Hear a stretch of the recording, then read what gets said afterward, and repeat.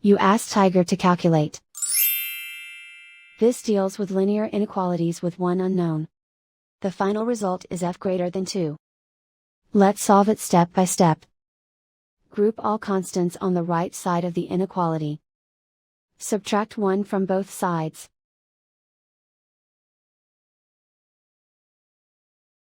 Group like terms.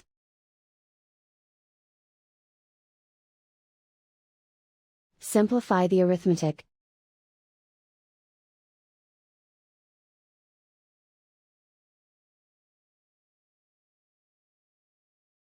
Isolate the f. Divide both sides by 3.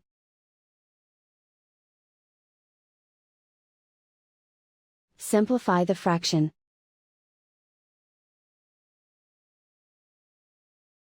Find the greatest common factor of the numerator and denominator.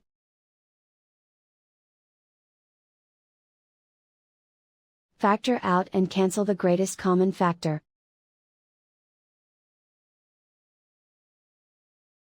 Plot the solution on a coordinate grid. And so the final result is f greater than 2.